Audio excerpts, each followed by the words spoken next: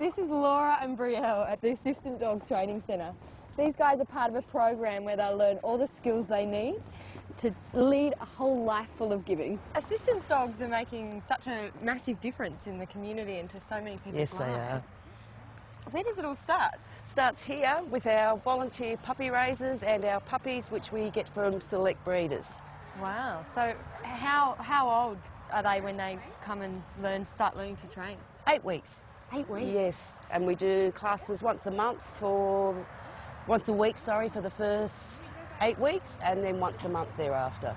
Wow. And what type of things do they learn when they're this age? Basically, socialisation is probably the most important thing because these dogs will have complete public access, so they need to be comfortable in a variety of situations. How long do they stay with the foster families? They usually have them from when they're 8 weeks of age, and they hand them over anywhere between 12 and 18 months of age. So it's a big commitment for the puppy raisers.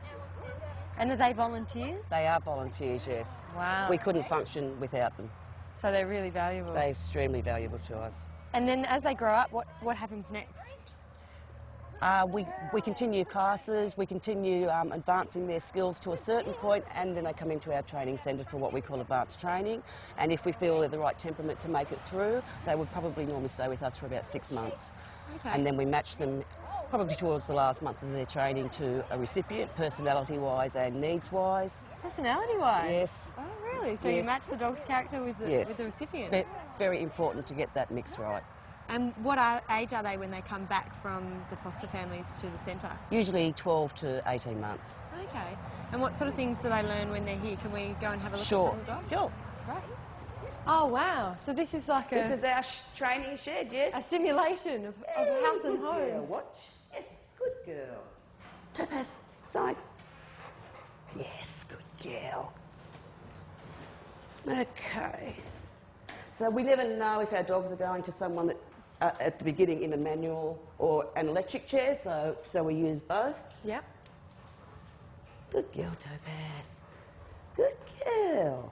How long does it take them to sort of get comfortable with this kind of situation? With the chairs? Yeah.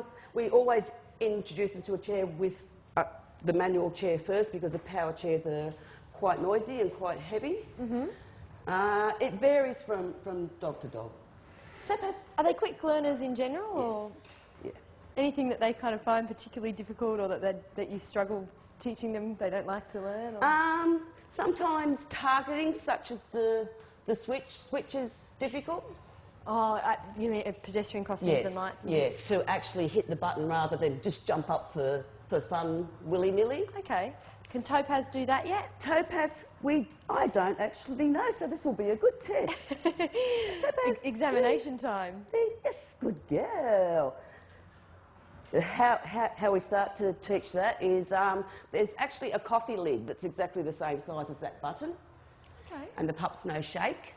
So we get them to sit, we say shake, and then they actually hit, once they hit the tin, then we add the cue switch, and then they learn from that, and it's gradually moved up to that.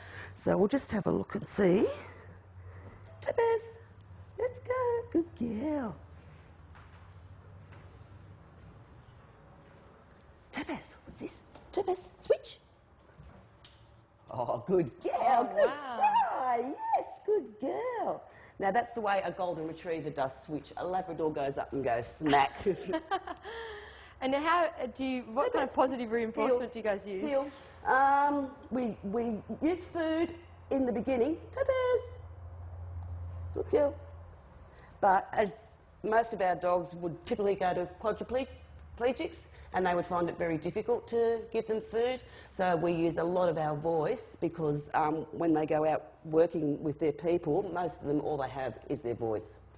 Wow. And do you find that the dogs, they just want to please? Yes. So they do all the tasks just because they want to please? Yeah. Good girl, on Topaz. average, how many commands and things do you teach them at the centre? About 40. Wow.